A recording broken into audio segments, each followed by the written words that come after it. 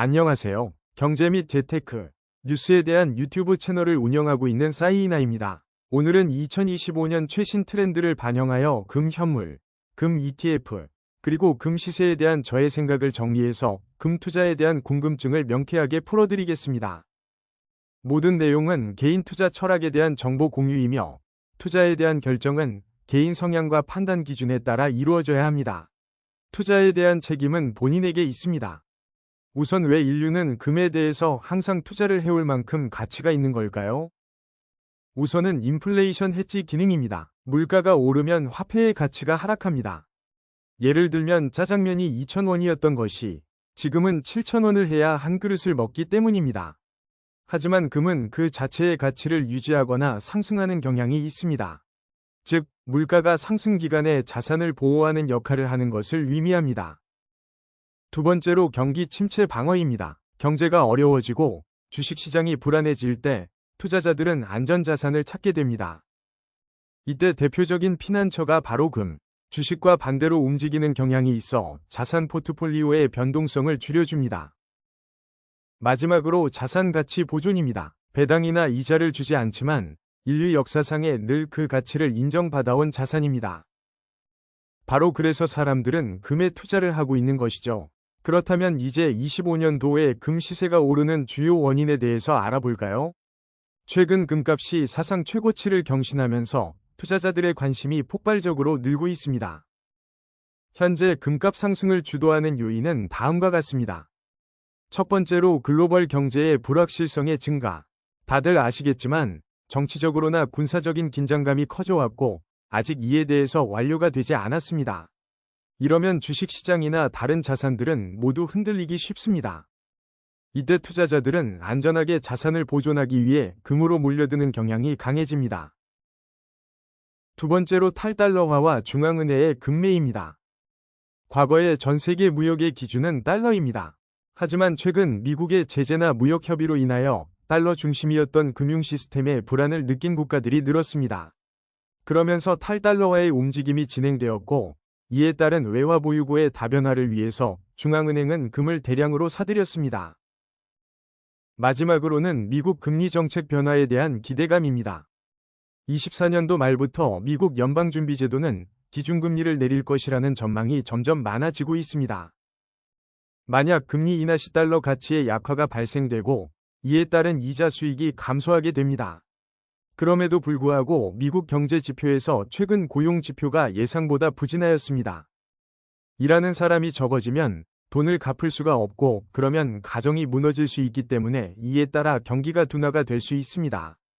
그래서 연준의 금리 인하 기대감이 점점 증가하고 있죠. 자, 그럼 이제 금에 대해서 조금은 알았으니 투자 방법에 대해서 알아볼까요? 금 현물입니다. 실물 금을 직접 매입하는 방식을 말합니다. 이에 따른 장점은 당연히 인플레이션이나 경제 위기 시의 안전자산으로서의 가치가 직접 눈으로 볼 수 있고 직접 금을 관리할 수 있습니다. 다만 단점으로는 거래 비용이 증가합니다. 금은방에서 구매하다 보니 부가세도 내야 하고 공인비도 발생합니다. 또한 다른 곳에 보관하게 되면 보관 비용도 추가될 수 있습니다. 두 번째는 환급성입니다. 소액으로 거래하기도 힘들고 매도를 할 때에도 일정 비용이 발생됩니다. 두 번째로는 금 현물, KRX입니다. 한국거래소 금시장을 통해서 은행과 증권사 등의 계좌를 개설하고 거래할 수 있습니다. 장점으로는 매매 차익에 대한 세금이 없습니다. 즉, 금융소득종합과세 대상에 포함이 되지 않는다는 큰 장점이 있는 것입니다. 그리고 직접 보관하지 않기 때문에 분실에 대한 걱정을 하지 않아도 됩니다. 단점으로는 실물을 인출할 경우 부가세가 10% 부과되고 거래에 대한 일부 수수료가 발생합니다. 마지막으로는 금 ETF 상품입니다. 금 현물이나 금 선물에 투자하는 펀드를 주식처럼 매매하는 방식입니다. 장점으로는 주식처럼 소액으로 투자가 가능하고 실시간 매매가 가능하여 환급성이 매우 좋다는 것입니다.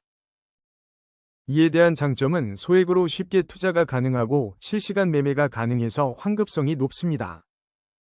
다양한 투자 전략이 있습니다. 인버스나 레버리지 상품을 통해서 투자가 가능합니다. 연금계좌 등을 활용하면 과세 이연에 대한 혜택이 있습니다. 만약 장기간으로 진행하시는 분이 있으면 놓치지 말아야겠죠? 단점으로는 실물 미보유로 직접적인 안정감을 느끼긴 어렵습니다. 그리고 운용보수 거래 수수료 등이 발생합니다. 마지막으로는 종합과세 대상이 될 수도 있다는 것입니다. 그래서 결론은 저라면 KRX 근현물 시장으로 구매합니다. 우선 세금이 없고 직접 현물을 보유하지 않아 안정성도 높습니다. 그리고 혹시 문제가 발생될 여지가 있으면 실물로 교환할 수도 있습니다.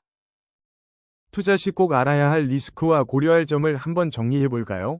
첫째로 변동성 관리입니다. 금은 장기적으로 안전자산이지만 단기적으로는 가격 변동성이 클 수 있습니다. 급등 시에는 단기 차익 실현 매물이 발생하기 때문이죠.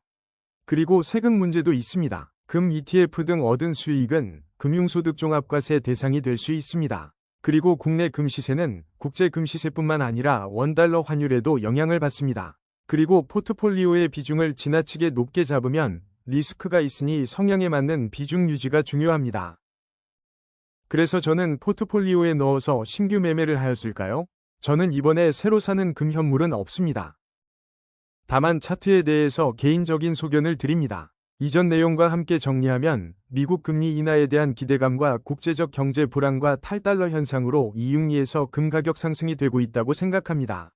그리고 최고점을 돌파하였으니 추격 매매 좋아하시는 성향 분들이시라면 지금이 아마 구매 가능한 구간이라고 생각합니다. 다만 개인적인 조언은 시장에 바로 대응하실 수 있게 늘 지켜봐 주세요.